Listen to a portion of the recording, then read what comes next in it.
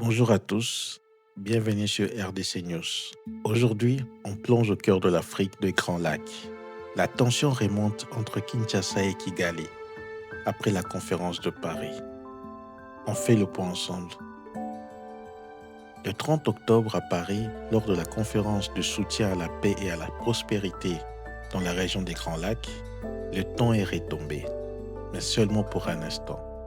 D'un côté, la RDC accuse le Rwanda d'ingérence et de soutien des groupes armés dans l'est du pays. De l'autre côté, Kigali rejette ces accusations, affirmant ne pas avoir des troupes sur le sol congolais. Résultat, alors qu'on espérait un élan diplomatique, ces rendez-vous internationaux a plutôt relancé les tensions.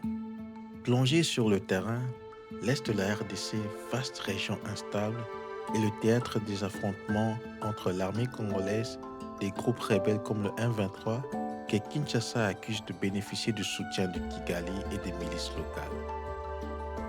Kigali dénonce pour sa part le soutien que la RDC apporterait au FDLR, groupe né après le génocide de 1994. Autant dire qu'entre les deux pays, la méfiance est à son comble. Les accusations croisées s'accumulent, le dialogue reste bloqué.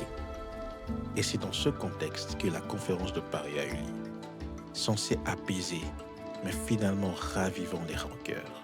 Pourquoi ? Parce que les enjeux dépassent le simple conflit local. On parle de souveraineté, d'influence régionale, d'accès aux ressources minières et de la stabilité d'une zone stratégique. La conférence de Paris affichait un objectif, paix et prospérité pour le Grand Lac. Mais en coulisses, les tensions diplomatiques persistent. Kinshasa estime que Kigali profite de la faiblesse congolaise. Kigali, de son côté, estime que ses propres préoccupations sécuritaires sont ignorées. Au final, un sommet international qui devrait rapprocher, mais qui a mis en lumière combien l'ardoise était lourde.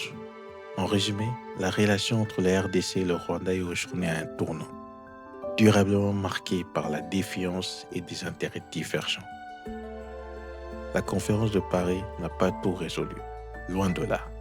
Pour que la paix s'ancre véritablement, il faut que les deux parties acceptent de sortir de la posture accusation-riposte et s'engagent dans un vrai dialogue, appuyé par la communauté internationale.